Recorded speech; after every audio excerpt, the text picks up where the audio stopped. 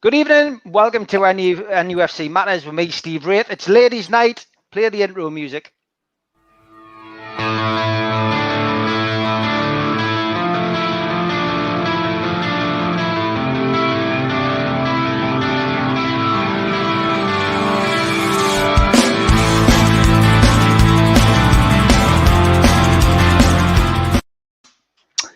Well, good evening, girls. Great to be joined again by Katie, Samantha, Sav, and Kendall. How are you all doing? Good. We're good. All good. All Okay. good. You don't look as if you've got takeover stress yet. Sav, we had a conversation with the dogs earlier, so hopefully they're all settled now and Yeah, all relaxed. All relaxed. Yeah. I mean, Michael Shopra's at it again. We've straight away. James Froggatt straight in. What do we think about that? I think he's just excited about his tea. Oh, that's what it is. That's what it is. Yeah, I mean, he's obviously up to something. He hasn't publicised what he's up to, but it's interesting to see. Michael's still tweeting out there and putting stuff out. Kendall, I mean, the takeover stuff. It's starting to get. It's starting to get a bit boring. I mean, we've gone through the whole process of, will it happen? Won't it happen? Then we had the whole collapse or withdrawal or halting to proceedings, whatever you want. But we're still now had the whole proceed of the petition, haven't we? It's starting to get on everyone's wick, I think. Yeah, it is. It's just like dragging on and on and on. I think just like now, people are just pulling anything just to clutching at straws, trying to just find a reason to still go on about the takeover or be angry about the takeover, when all we need now, as we've been saying for weeks and weeks and weeks, and it's like a broken record now, all we need is answers from the Premier League, and then we can maybe even try and move on a little bit. But as of now, there's just nothing there's no tangible thing to go on about, so everyone's just trying to pull anything from anywhere. I think the petition gave obviously people a little bit of focus the last week for people to push that. But I mean, now that's hit its target, it shouldn't stop there. It needs to continue, because we still, after Boris Johnson, after the Ombudsman, we still haven't had answers from the Premier League. So just need to keep pushing, really.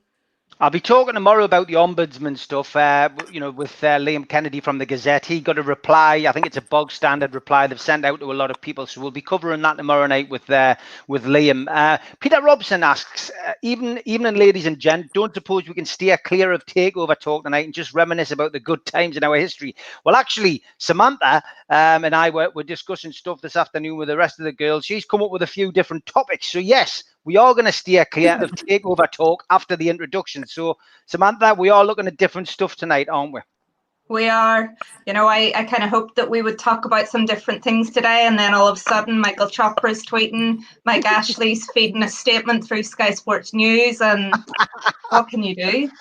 I'm a man of my word, though, and we're definitely going to be steering clear of it unless the club gets taken over tonight. We're going to be talking about a few other things and stuff which obviously is obviously important, but more about the women's game, more about the facilities at the club, how it is as a woman going to Newcastle United's games. We are going to start looking at that kind of stuff. Katie, good to see you again. Again, it's just final word on the takeover for tonight. Are you hoping that there's going to be some kind of resolve with the politicians getting involved now? Is that your feeling on this? Yeah, I hope so. I'm not expecting anything. I think that we've done an amazing job so far, and it's just a case of a waiting game now. So obviously we've done loads of petitions, signed. Petitions have been signed, emails have been sent, letters have been sent, people have got involved. Are you almost? I know obviously we've waited for Christ knows how long now for actually to hear something, but you also need to give time for that stuff to be looked into as well. So yeah, I'm just tired of it now, to be fair. Yeah, me too. Very, very tired of it, and hopefully we will, we will see some kind of end to this over the next 7 to 10 days. It would be great. Okay. Samantha earlier on today was mentioning a few different topics that we could look at. So, in no particular order, I want to talk first of all about the facilities for females at St James's Park, Sav. I mean, you know, and all of you, but we'll start with you, Sav. You know, what's the facilities like? You know, for women at St James's Park. Predominantly for years, it's been thought of as a working class game, a man's game, but there's more and more women going to football now. So, you know, what's it like? What's the experience like? A match day experience from your point of view at St James's Park? This was a question that I know I'd have no experience on because I've never actually been to St James's Park, being from down here. But you've been to a match. You've been to matches away, haven't you? So what's it been like going to a football match for you? You know what? I mean, facilities-wise, it's a long queue to have a wee. But, you know, I haven't found it too bad, to be honest. Mm-hmm. Yeah. Kendall, what about you? Well, I've been going since 2006 now, pretty much nearly every home game, even when I was at uni.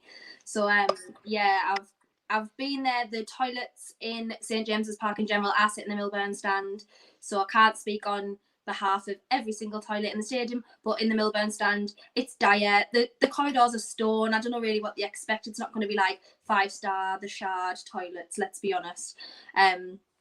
Things like that. But otherwise, like, it's just what you expect. I mean, from a Premier League ground, maybe it should be a bit better. I can't speak on the men's toilets. I wouldn't want to put myself in that position if I could. But they're just like, it's just a toilet. Like, and to be fair, the amount of times that you go there and you need to go, you don't have a lot of time to go anyway. So you just basically, not going to spend time in the toilets, are you? So, but otherwise, other facilities, I mean, it's not going to be like women like only friendly, obviously, because everyone goes and males and females go and whatever. So I mean, there's nothing really much you can say about it, to be honest. Samantha, what about you? Yeah, pretty much the same. I mean, I've been sitting up in the Milburn stand as well, and you know, you kind of get there as quick as you can, do what you need, and for me, head straight to the bar. And you know, I think the only thing with being female that maybe helps a little bit is I usually get someone to let me in to get a drink first. But you know, I think it's the same experience for everyone, and you know, you just need to realize that, you know, you just do your business as you would anywhere else, and that's it. Yeah. Katie, same for you. St James's Park, how's the match day experience for you when you've been? Well, in relation to toilets, I live in Blackpool, so when you go out in Blackpool on a night out, you just got to go. You're not going to go anywhere fancy. So I don't really care about the facilities in relation to stuff like that. I just prefer the actual game. With regards to, I think you said something about the guys. Did you say something about the guys on match days? Yeah. So I absolutely love it. I have more banter with guys than I do, and I don't. Obviously, was that like football? Outside of Twitter, and the rest just not interested whatsoever. So I think I'd prefer to go and to just be surrounded by lads. To be fair, because it's just such good banter. Or these lot, because obviously we're planning a match day at some point whenever we can get back in. Dragging Sav to St James. We'll show you the toilets. Number one priority now. I guess the big question from me as a guy is, I mean, will you all go together? Because that's what tends to happen. Or will you know? You have to. It's just the rules. You can't just go by yourself in case you can't find anyone again. So you have to go as a group. That's the reason. I was going to say, is it the same at the match then, Kendall? Would you all go to the toilet together? And if I'm out on this potential match day, would I be standing on my own? I don't know, because I only ever go with my dad and brother, so I've never been with another female, so it's only just been me. So luckily we've sat in the same seat for like since I got a season ticket, so I can find my way just about now. But yeah, I don't think I'll be dragging my dad to stand outside the toilets and wait for us anytime soon. Brilliant.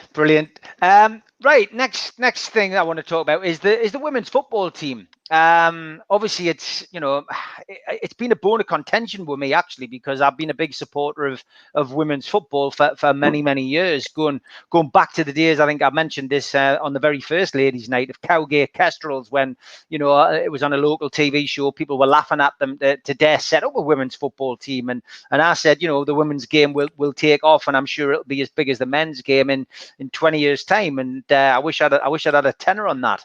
But yeah, it's progressed, but it hasn't progressed, has it, Sav, really, with the women's football team at Newcastle, because they're certainly not getting the kind of finance that they should do.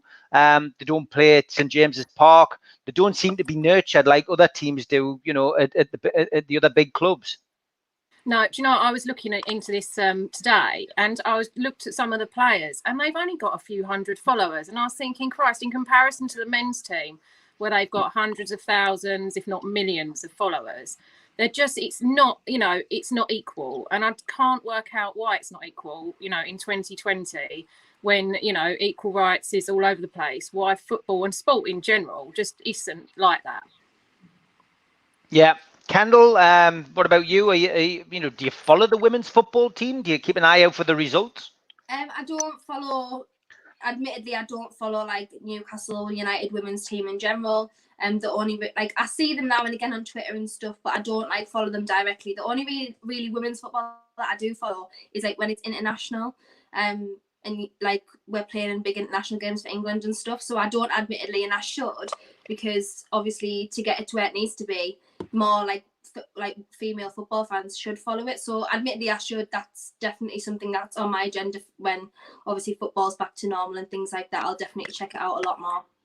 Yeah, definitely. It's well worth going to see. Any game of football is worth going to see. I mean, for me, I was privileged. I'm on the committee at Dunstan Football Club, and it was just great to be able to go and watch them play a friendly on Saturday and actually be back at a live game, you know, and standing at the side. And I think, I think a lot of people will appreciate just going to football now, and maybe the women's game will benefit from that, the women's team. Samantha, you know, what's your view on Newcastle United's women's team? Yeah, I think it's the same as what was said before. You know, I follow them on Twitter. I wouldn't say I know a lot. You know, I watched them go through their transfer window. They played at the weekend, they won.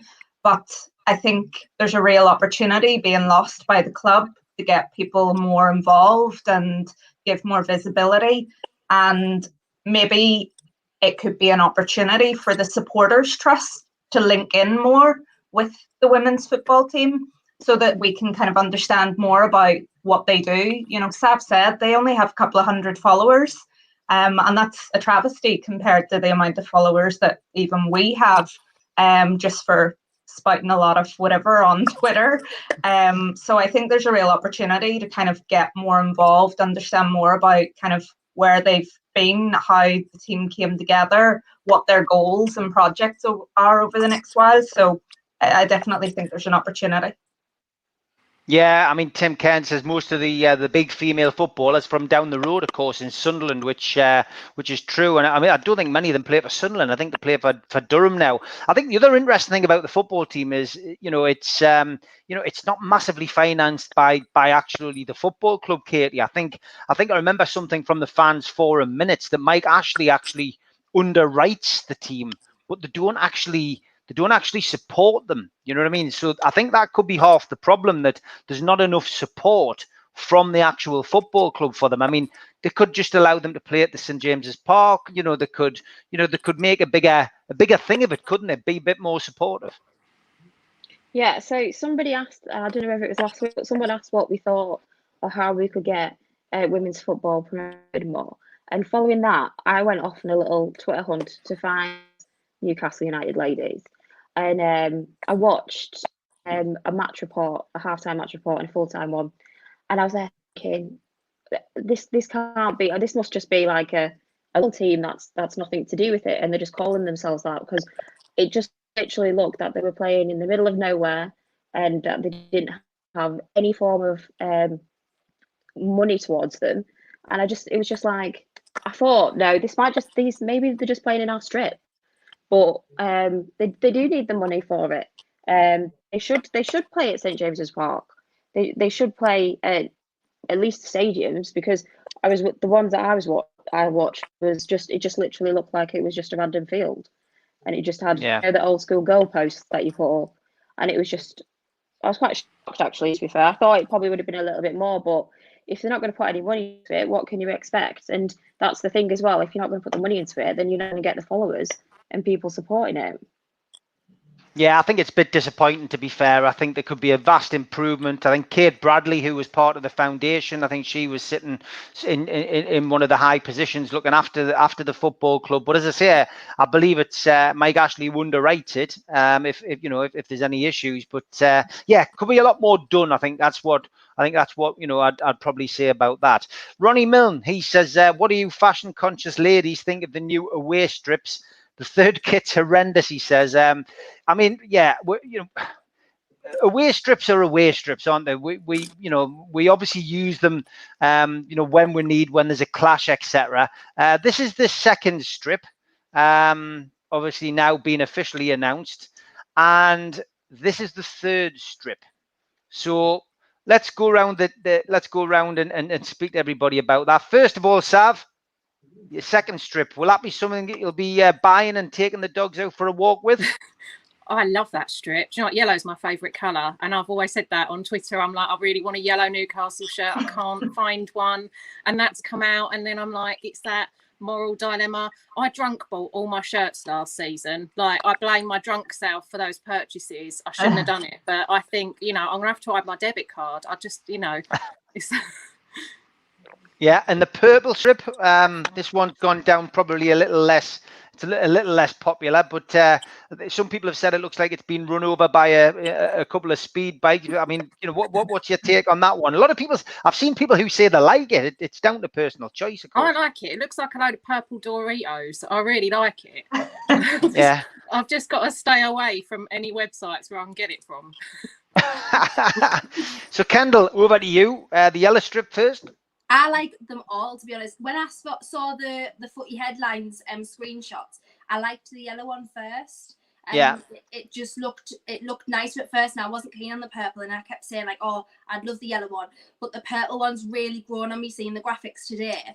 And obviously, I think, well, according to the Twitter, like a Twitter consensus, and I've looked today, it does look like the Milburn roof, the pattern on it.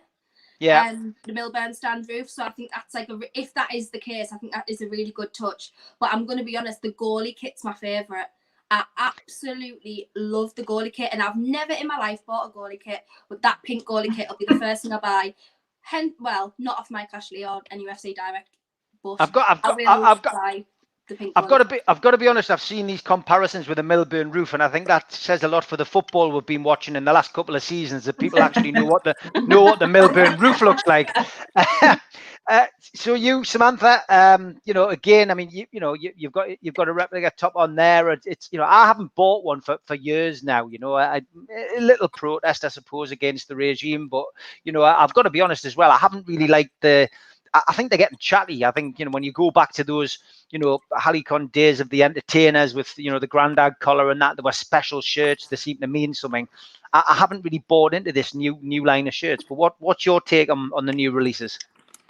I like both of them, kind of the same as Kendall. I wouldn't be buying them via the official channels, and anything I've got recently is kind of taken a bit of time to get here from wherever it's coming from. I don't really like the quality of Puma shirts, and my issue with the purple top, I really like it, but the badge is yellow. It's like a lemon instead of white when you look at it up close, and that put me off. But same as Kendall, the goalkeeper top is absolutely amazing, and I'll definitely be buying it because it's just, I haven't seen a top like that that's really stood out. Wow, they seem to really hit the female market with this goalkeeping top. Is it because it's pink then, Kendall? Yes. Is it because it's pink? Yeah. Okay, it's bright pink. I mean, it's a statement. Yeah, well, that's good. I'm not sure how the lads will feel about wearing it, but that's up to them. Katie, go on then. Have you got a favourite amongst these? The pink one. Yes, neither of these. I need to see. I mean, I know obviously you can see them with the graphics, on the website. But I need to see them on a player, to be fair, to see what I actually think of them. I think that as soon as you see us on the pitch, though, with that yellow one and that pink goalie top, we are 100% high. Yeah, that's literally what we're just going to look like. But I think it's the badges that I don't like, and I think that's more off-putting, to be fair, than the colours. But I need to see when I play. I put it before, and a lot of people sending me towards the website, but obviously that's just the graphics of the players. But I'm just going to hold my judgment until I can see them in it. So I don't know. Yeah. But I do like the pink one. I really like the pink one. The pink one's got a unanimous vote, it seems, from all the ladies, and I mean, the debate's out amongst everybody. A lot of the guys, I don't really think they're going to buy them. I mean, Gary, he says, agree, the goalie tops are the best, pink, hex, and all. A lot of people just saying that they've actually gone out and ordered them. Matt says, I've ordered the yellow shirt from not the official channel today, so we won't get it by 5 or 6 weeks. Jack Sparrow says we won't lose the goalkeepers in a snowstorm, which yeah, exactly, yeah. Ben makes the point that St. Maximin will look hot in all of them. So yeah, I think he probably will. Andy Barr says a close up, the yellow one, it looks like a throwback to the yellow one from the early 90s. Yeah, somebody made that point the other day as well.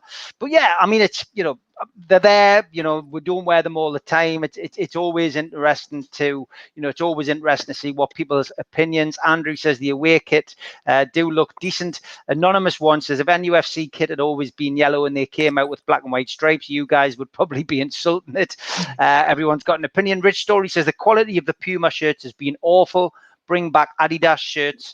So yeah, I mean, as I say, everyone's got an opinion on these, and I've got to be honest. I think the thing that bugs me the most is the badge. I think when you know, when you look at these badges, it's not quite as bad as the old Greenalls thing, which we had many years ago, and I'm talking back in the 80s when my mum had to stitch the bloody sponsor across the middle.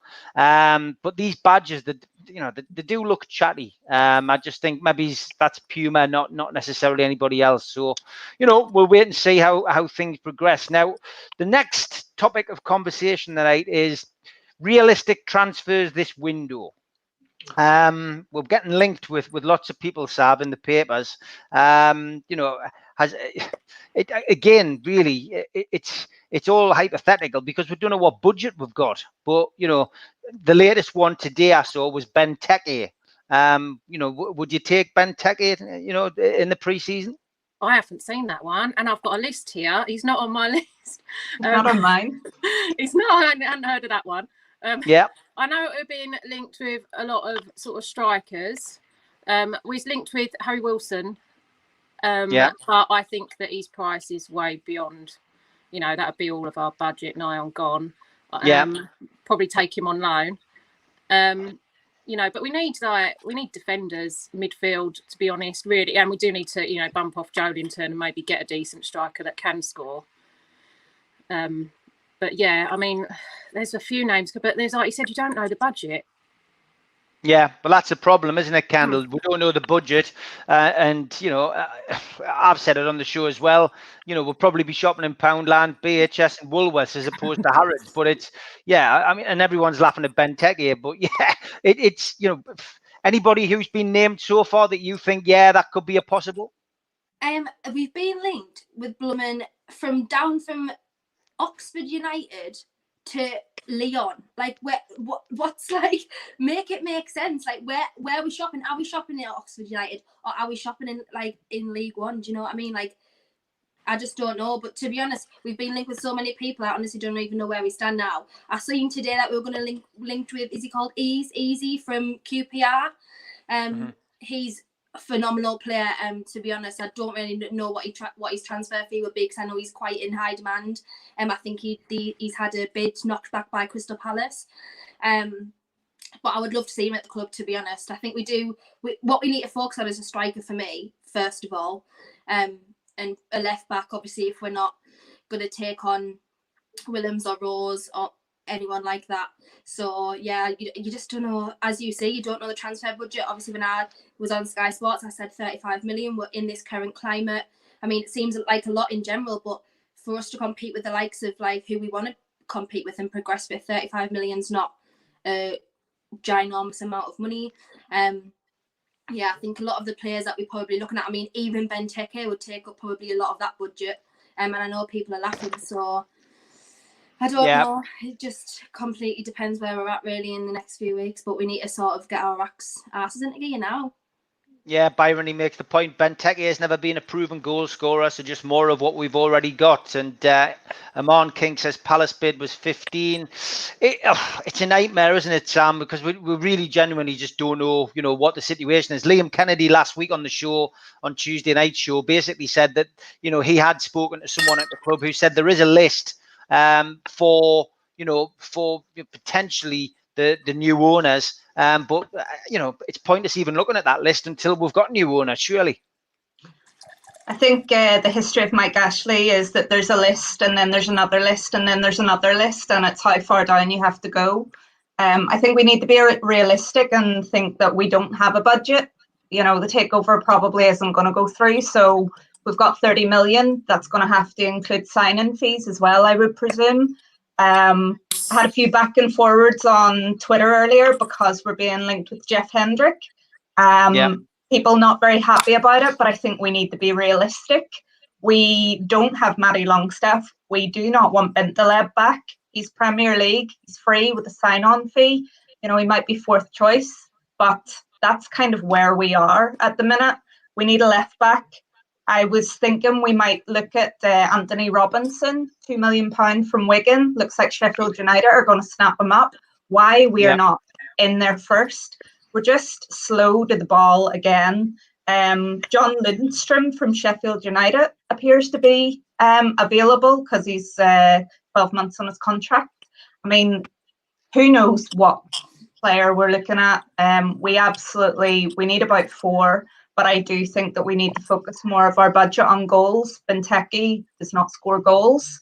That's unfortunate. I'm not sure what happened to him over the last few years, but that's certainly not a player that we should be looking at. We're being linked with Traore and the guy from QPR. Maybe with QPR, we could be looking at Atsu or Murphy, maybe to go the other way. We've got dead wood in the squad that needs to move, and it's not the market to move players. So again, season after season, we're kind of in a position where we need to get rid of players to bring more in because we just don't have the squad places or the money. And we need to box clever, and we can't box clever. We're not good at it. And, Leeds United are bidding 22 million for a defender from Brighton. I mean, that's almost our whole budget, and they are in the Championship coming up.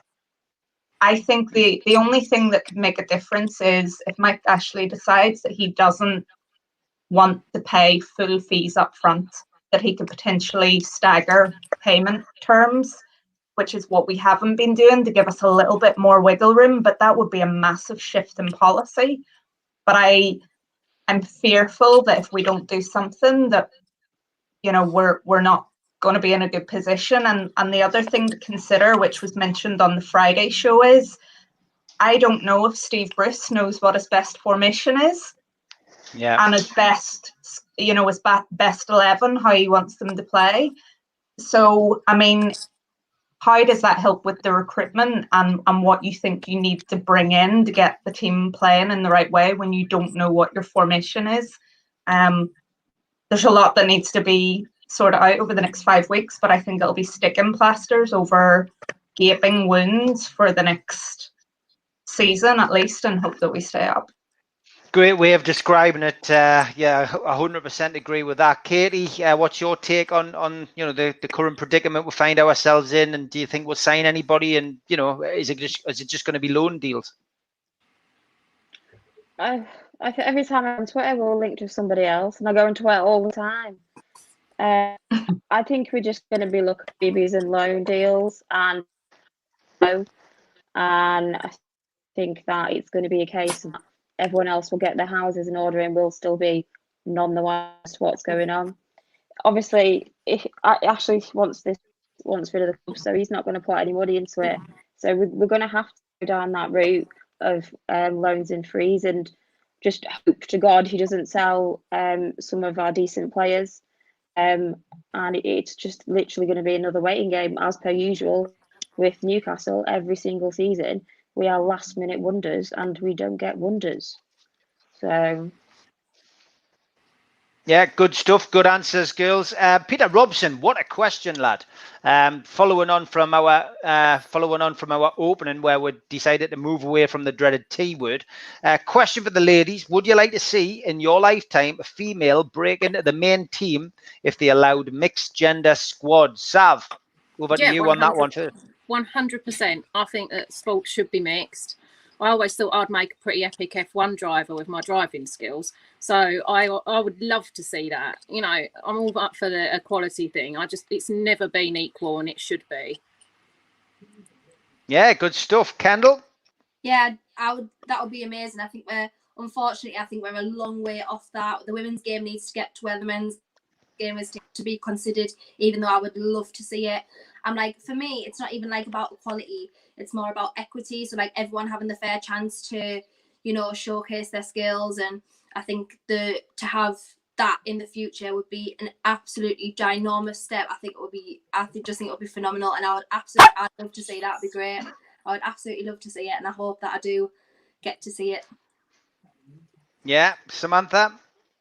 Yeah, absolutely. I mean, that would be what you aim for. I mean, I enjoy the game as it is, but everything needs to progress. And to be honest, there's probably people in the American women's team that will be in for a shout of our squad on match day.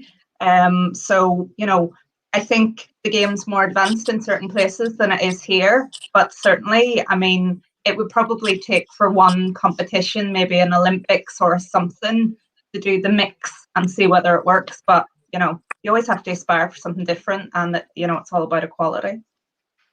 Yeah, Katie, would you like to see a woman break into Newcastle United's first team? I think it's probably safe to say that any woman footballer playing for the Newcastle team at the minute could do better than Jo Linton. Oh, they definitely could. I'm probably going to get a load of stick for this, but I don't think I would. I would prefer to see the women's league to be on the exact same level as the men's. I don't know. I just don't think I would enjoy mixed football, and that's just me being honest. I would prefer them to have a decent, really good Premier League against. So you can obviously compare them. Have the Champions League and have them really high, up at the exact same as the men's league. But personally, for me, I know I'll probably get a load of shit for this, but I don't think I would. Yeah, it's all about opinions. That's what makes the world go around. Little Musgrave's got one as well. Says, should men be allowed to play in the women's game? Well, you know, it's a mixed game. It's, be interesting to see. We're now getting a load of suggestions, of course, of, from the lads. Ali Shearer, Michelle Owen. Come on, lads, get it off your chest.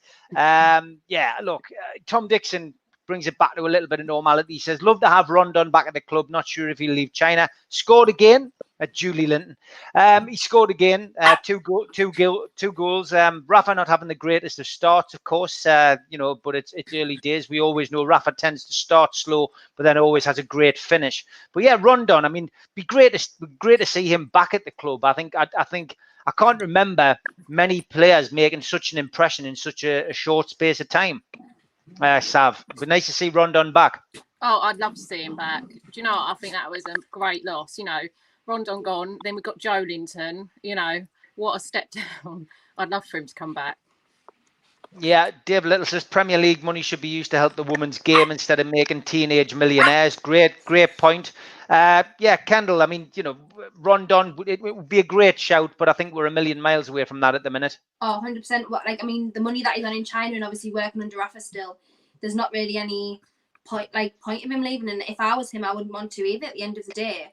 I mean, I know he probably wants to come back at the club, but under the current guys, I don't think it's a great move, to be honest. At the end of the day, I still will never understand why we rejected Rondon when we could have signed him for 15 million and then signed Jo Linton for just less than 3 times the price. And Rondon would have been way more effective in, you know, our team, and we maybe would have even scored a few more goals. But yeah, we're miles off getting Rondon back, absolutely miles away. If we're wanting to shop in the Championship right now, there's just no way we're getting Rondon back, I don't think. Yeah, Stephen Burns, I've said this for long enough, mate. Problem is, Joe Linton was signed with no clue of how to use him, or even if he was suitable for the English game. Ridiculous signing to spite Rafa, in my opinion, 100%. Samantha, Rondon, I mean, it would be a great signing, but you know, can you see Rondon pulling on a black and white shirt anytime soon? I don't think Mike would bring him back, and if we do get taken over, I think they'll be looking for a different type of player. I don't know if he would want to come over and play for Steve Bruce either. You know, what formation would he be in? What would he be asked to do? I think, you know, our football's hit and hope at the best of times. We're hoping for a miracle from Almiron or St. Maximum. There's no real strategy, so you know, I'd love to see him back. I think he worked hard. He was a fan favourite. He got the goals, but I don't think it would be an appealing option the way the club is at the minute. No, I mean, I just think, you know, with the players that we've got to create chances, I think Rondon would have finished a lot of them. You know, a lot of the ones that Joe Linton missed. You've got to remember, I think with Joe Linton, he did essentially, have a lot of chances. He just didn't take them. I think Rondon probably would have had another 10 to 12 goals easily last season. But Katie, it's nice to look back. I see a lot of people commenting about, Rondon didn't do that well, but he still did better than Joe Linton, didn't he? Really, and he would have been a good short-term signing, I think. Oh yeah, definitely. To be fair, I think I would probably do better than Joe Linton, and I can't even kick a ball. But I think I'd love to have it. I'd love to have him back. I don't think it was ever going to happen again. You're right. He would have probably finished a lot more than all of the ones that Linton misses. But it's just another pipe dream. And Sam's right. We probably couldn't get him now if we wanted to, and if we go at that level, we'd be looking at a higher level. I think we probably seen a lot. Yeah, we're losing you a little bit, Katie, so we're going to move back on to another subject and Sab whilst your Wi-Fi sorts itself out. Anthony Angle says, logging in a bit late, so maybe it's been asked and answered, but where do you think we're going wrong with transfers? Money aside, do you think we need a better recruiting or scouting team, Sav? Yeah, well, I read a report the other day that apparently we were just about to put in a bid for Matt Ritchie. So I don't know what's going on there. Oh, my God. Joe Kenny is back. Yeah. But no, I think, cool. I think we do need a better scouting side, because whoever sort of hunted out Joe Linton, what were they watching that we haven't seen, this season? Because 40 million is a lot of money for someone who doesn't perform, and he just looks laboured on the pitch. Yeah, he does, Kendall, doesn't he? He really does. Yeah. But I mean, it's same question to you. Well, I saw a lot when we signed Joe Linton. I agree with, I think Stephen Burns said it on one of the comments before. I think it sounds bizarre and it probably sounds ridiculous, but it was to spite, the previous manager, Rafa and stuff, because Rafa rejected him. I know Rafa also rejected St. Maximin as well, which I did, obviously, we heard a lot of times, but it just wasn't Rafa's type of player, and that's fair enough. And obviously it's turned out well for us. But I think the manager makes a big difference if they have a lot of involvement in transfers, because look at how we signed under Rafa for the price. Cher was 4 million. Dubravka, I think, was about 4 million. Obviously, we signed Rondon on loan. So there was players that we signed under Rafa who were fantastic bargains in this market, who did so well for us. I mean, Fernandez as well, for a couple of million. So I don't think maybe it's the scouting team that's an issue. I think obviously it's a lot, if the manager has a lot to do with the transfers, I think that's obviously plays a big part, if they know how to, what market to tap into, where to look. And as well as that, obviously the coaching's a big thing, the tactics are a big thing, and because players under Rafa haven't been performing the same under Steve Bruce.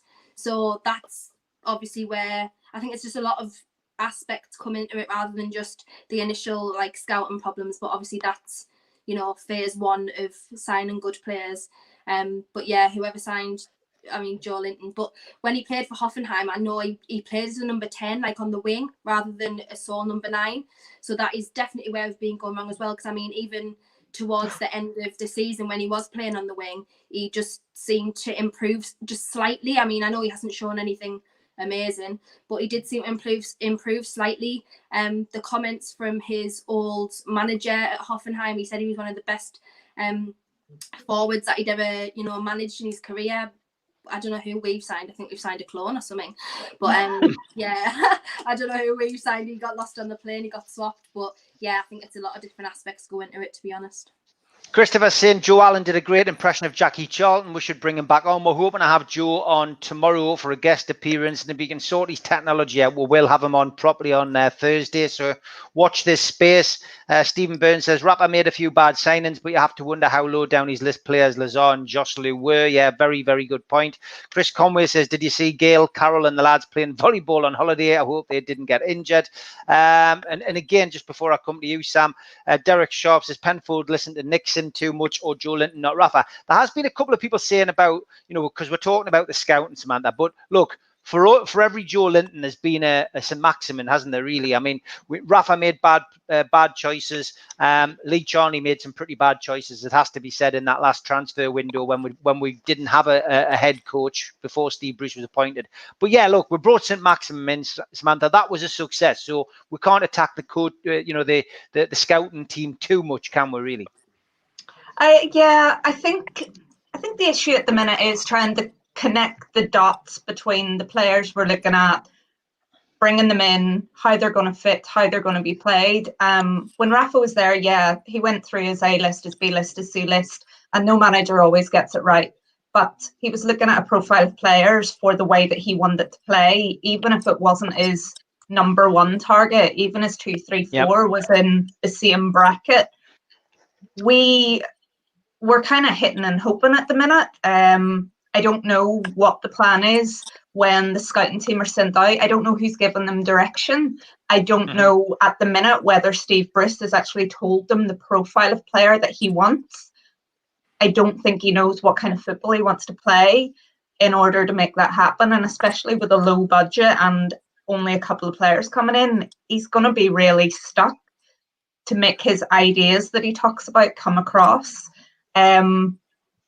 Whenever we brought in Joe Linton, and there's that big argument that has been widely reported that Rafa didn't want him. Mike Ashley said he would pay 20 million out of his own pocket. Well, give us that 20 million now. You could really do with it, because Linton's not a number 9. If you're going to play him as an inside forward, he's not bringing goals or assists. Would I play him over anyone else? No, I wouldn't. I would honestly rather have Christian Atsu there, and that is a very big stretch. So I don't see a place for him in the team at all at 40 million. If there was an opportunity, as Sav said, to get rid of him for a bit of money, I would. If you could even get £20 million back on him, I would have him out the door to try and reinvest that in the guy from QPR, because I just don't see him fitting anywhere in the team next season.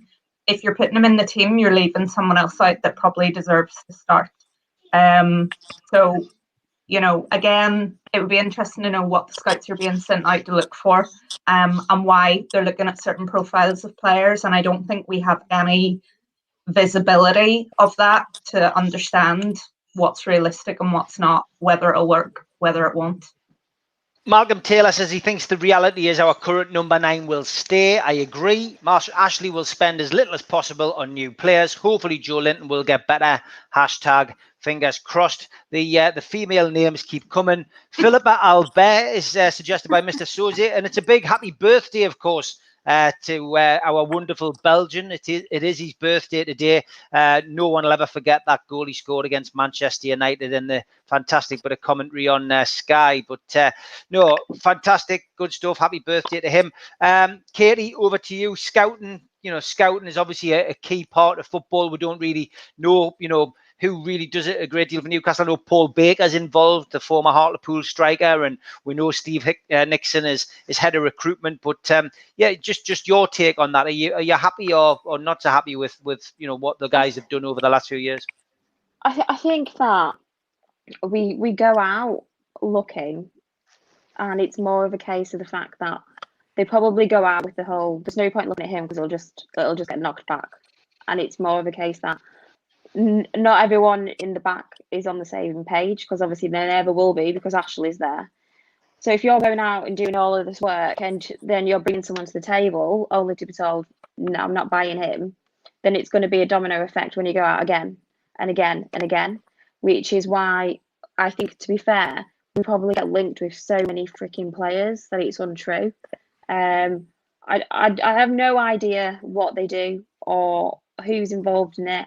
I can just imagine that no one agrees and no one knows where they're going, and everyone's trying to essentially fix the club themselves. And I just think that because they don't have the fact that everyone's not on the same page, that's probably why we struggle a lot more than other clubs. Yeah, I agree 100%. Ryan's asking, Sav, do you think Rolando Aarons and Jacob Murphy will ever play for Newcastle again? No. To be fair, I think we're struggling. And, he's just bargain basement at the moment. I just can't see them coming back now. Yeah, Jason's making a good point. What a team of ladies we would have if these names were real. Yeah, I mean, they keep coming thick and fast. Mind, I draw the line at Karen Keegan. It's, you're getting desperate. You're getting desperate with that. Kendall, yeah, I mean, I can't see Rolando Aarons and that, and Jacob Murphy. I mean, Murphy just didn't look up to it even under Rafa. No, I kept saying when we signed Jacob Murphy, that Josh, his brother at Cardiff, was just playing a million times better than him, and I was like, we've signed the wrong twin. Look like we've been signed Joe Linton's wrong twin and all. Rolando's had his chance at the club. Well, essentially, he hasn't had a lot of chances at first team level, but he has been at the club a lot of years, and clearly he's been under about 4 managers now. So clearly, I don't think anyone's seeing anything in him that's of first team worthy, which is unfortunate. I know he had that game, was it against Chelsea once, and he looked all right. He looked pretty decent. But I mean, one game you can't really go off. And Jacob Murphy, I think he'll probably, if we want him to more money to up the transfer kit, I think he'll be going into the Championship on a permanent transfer this season. I mean, 2 loan spells in the Championship, you're not gonna want to put him back in the first team. So I think he'll be going permanently to the Championship this transfer window. Look, hero, Pat Ritchie. I quite like Miranda was quite good instead of Mirandina, which I thought was quite good. Jason, you're scraping the barrel with Roberta Lee. Like, Mandy Lauren Robert without the T. That was just like fine. Mandy Carroll. We've got another one, Petra Beardsley. Yeah, that's quite clever. Yeah, there's some good ones. Davina Janola. Yeah, we're getting there. Mary Dina. Yeah, we could go on all night with these. Samantha, I saw somebody say, did Rafa sell the wrong players? Referring to Mitrovic and Adam Armstrong. Armstrong, of course, has come good to a degree at a lower level, as has Mitrovic. Mitrovic did struggle when he was in the Premier League with Fulham, if I seem to remember. I think he was on penalties, which probably helped him get a little bit closer to double figures. But my opinion is I don't think they sold the wrong. They didn't. Rafa didn't sell the wrong players. But what's your view on those two in particular? Yeah, I'm of the same opinion. I would have loved Adam Armstrong to come through. I think, we showed it at League One. He finally got up to Championship. One of my best friends supports Blackburn. He's absolutely delighted with him. He's playing confident, happy football. I think, again, the weight of expectation on him wouldn't have done him any favours staying with us. Never mind all the changes of manager and shape and tactics and all of that. I just, for Rafa, he wasn't the right player in the right system. Would take him in a heartbeat now, but I think that's kind of that ship sailed. Mitrovic, I didn't trust him, and I think he grabbed someone by the throat or pushed them in the face or something, and missed some games in the playoffs. So he's just, I think he's at the right club for him. Again, the weight of expectation for us, you have to be that player that leads the line. Everything is at stake. You are, going to be crucified if you're not putting in a shift and doing what's needed, which is exactly what Joelinton is faced with at the minute. So I don't think, again, he was trustworthy, and hopefully he'll have a decent career with Fulham, but I can't see any big clubs coming in and taking him away from Fulham unless he has a bit more consistency and his temper settles a little bit, which might take a little bit away from his game. Yeah, Katie, what was your view on Mitrovic? I mean, I had a similar experience from Mitrovic as I had with Joelinton this last season. I was very critical of him. I just thought, the kid wasn't putting his bet in. But I've got to be honest, I would swap Mitrovic for Joelinton tomorrow. I think we'd swap anyone for Joelinton, though, to be fair. It was just so inconsistent. But to be fair, everybody seems to be so inconsistent as soon as they put our shirt on. I did think he was a bit unreliable. I did think that we risked the chance of going down to 10 when he was playing. But I can't even say his name. I'm absolutely rubbish at pronouncing things. So I think I just called him Mitch. But I think he would have got anywhere. I think it would have ended up like Andy Carroll coming on and we just know nothing's going to happen. I think he's probably right in the right club now for him, and I can't see him going to any other big clubs. And I think he'll just start to go down the leagues in them. Yeah, I agree. Christopher says, would like the girls' opinion of Staveley's statement, a farewell or the best is yet to come. Sav, what did you make of Amanda Staveley's second statement, which was issued at the town hall meeting, over the last few days? It wasn't very detailed. It was like a thank you, and we appreciate all your efforts. And I know that some people on Twitter were sort of saying, "Oh, that's a goodbye, that's it done." Other people were saying, "Oh no, well that's just thanking us and encouraging us to push forward." I mean, how do you construe that really? I mean, it wasn't. There was no sort of nothing else offered other than a thank you. So that was all it was really. Yeah, Kendall, same question to you. Yeah, I think the statement basically said a whole lot of nothing, to be honest. I don't think there's anything to read into it. It was basically just, just a blanket statement to say thank you for like all your efforts and stuff. Obviously, she doesn't want to say too much, and that's fair enough. That's understandable. I don't think there's any hidden meanings. I don't think you need to read between the lines. It was basically just a thanks for your efforts, thanks for, the support, and that she wished it had gone better, and that was it. I don't think there's any hidden meaning behind it whatsoever, really. No, Samantha, I mean, I've got to be honest, I just thought it was a thank you, really, wasn't it, to the supporters about, what they'd done, and it was a little bit of a rallying call, but I don't think there was any hidden message in there. No, not at all. And people want to read too much into everything. One thing that's come across quite strongly on Twitter is people joking that they've had more communication with fans than Mike Ashley's had in 13 years. And I think that's probably resonated with them. So they can't say too much, they can't do too much, but they want to show gratitude for the effort, the huge effort being put in by the sport in terms of engaging their MPs, writing letters, signing the survey. And I was really pleased that there was a statement, but they can't really say too much. They want to say thank you, but of course, Twitter blows up and it becomes almost a conspiracy as to what it means. And I think for anyone that kind of takes a step back and is just sensible, they're just acknowledging a really great job by us, and that's all there is to it, and we just leave it at that.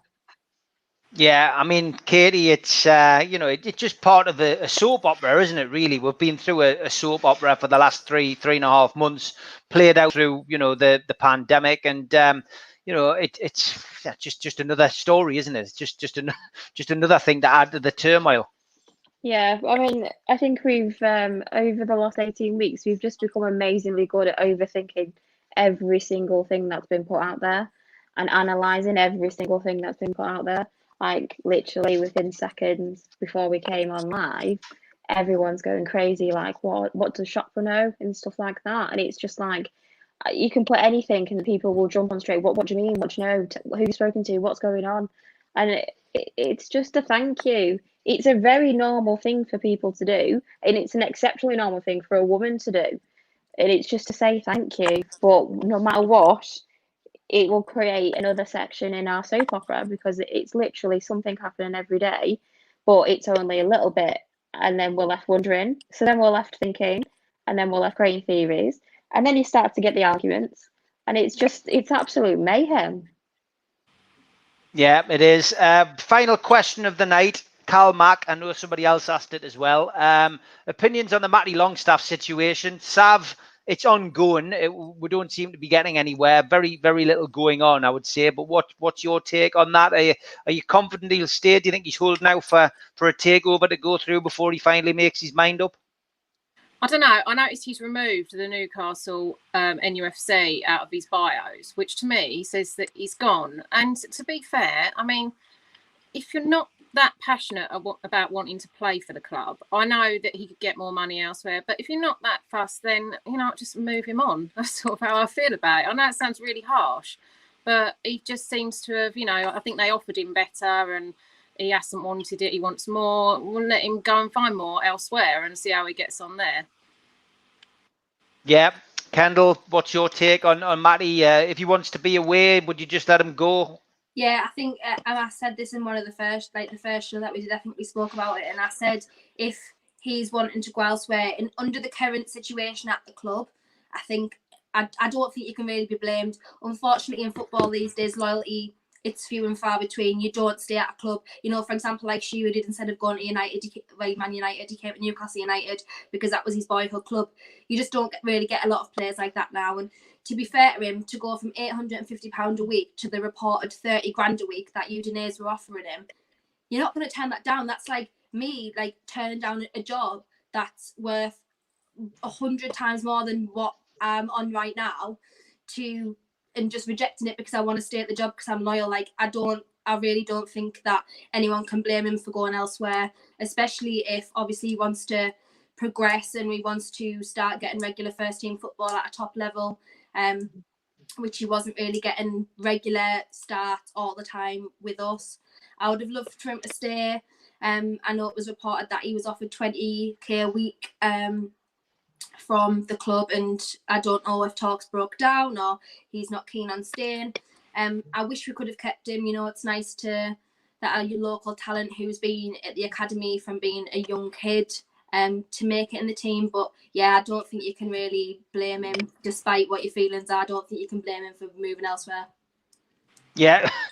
My eyebrows are going every now and then at some of these names that people keep chucking in. Mind, there's a few people will get a red card from me because they're repeating names that they keep coming back up. Samantha, Matty Longstaff. I know we've discussed it before, but we're answering the question because some of these people will be first-time viewers. What's your take on that now? It's dragging on a little bit, I think. It is. I don't think he's a Newcastle player anymore, and therefore, there's not much time that we need to spend on it. I think we have bigger things to focus on. But the one thing I will say is that I'm of the belief that he's not really being influenced by money. I think his sticking point is game time. I don't know for sure, but he's Newcastle through and through. His brother's at the club. His parents were there when he scored the goal against United. I mean, that's in the family, that's in the blood. So I think it was about game time and he just couldn't get the assurances. And you can't knock a player if they don't want to sit on the bench and pick up 20 grand a week. So I believe that's what it comes down to. And I think some of the stuff that's been said about him on Twitter is really unfair. But he's not a Newcastle player at the minute. Whether that changes or something happens in the background, it may.